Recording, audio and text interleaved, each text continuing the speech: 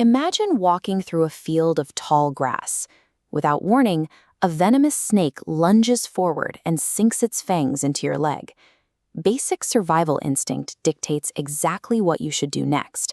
You stop, examine the bite, and immediately start treating the wound to prevent the poison from spreading. But what if instead of treating the bite, you ignored it? What if you ran after the snake, demanding it explain why it bit you, desperate to prove you didn't deserve to be attacked? Chasing a snake sounds ridiculous, but this mirrors how human beings often respond to emotional trauma. We demand explanations and apologies from the very people who hurt us, letting the venom spread while we wait for an answer. Psychologists refer to this instinct as the need for closure. Our brains are hardwired to seek firm answers to ambiguous problems, to alleviate the discomfort of uncertainty. When that closure is denied, this hardwired need traps us in a destructive cognitive loop known as state rumination. State rumination forces a person to passively and repetitively fixate on the causes and consequences of their emotional distress, rather than taking concrete action to solve it. Attempting to satisfy this rumination by exploring the reasons why with a toxic or abusive person is deeply unsafe. It simply grants them continued emotional access to manipulate the narrative.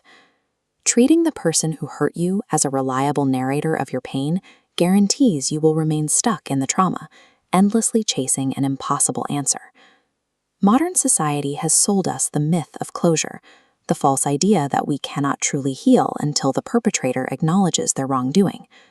To understand this myth, we have to look at ambiguous loss on a massive scale.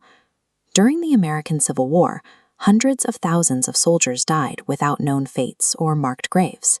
This historical legacy of massive, unresolved loss birthed our cultural desperation for tidy endings. We became a society hungry for certainty to offset our collective grief.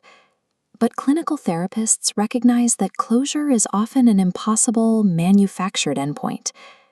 Insisting on a neat resolution actually pathologizes the normal process of grieving. Accepting ambiguity, learning to live with a lack of finality, is the scientifically supported path to recovery. It is far healthier than trying to force a door shut when the frame is broken. If closure is a myth, we still need to understand the psychology of the person who caused the wound. Why won't they just apologize? A person's refusal to apologize is rarely a sign of strength or conviction. Underneath that stubborn exterior, it is a symptom of a deeply fragile ego and low self-worth. A genuine apology requires stepping into vulnerability.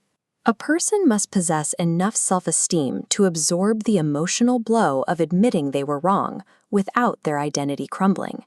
People who refuse to apologize suffer from a vulnerability deficit. Deep-seated shame and a desperate need for control cause their nervous system to treat accountability as a literal threat to their survival. Demanding an apology from someone with these psychological deficits is like trying to draw water from a dry well. A snake bites because of its nature, and people hurt you because their emotional capacity stopped growing. If the well is dry and the snake will never explain why it struck, what is the actual antidote to the venom? This clinical worksheet outlines radical acceptance, a core skill in acceptance and commitment therapy.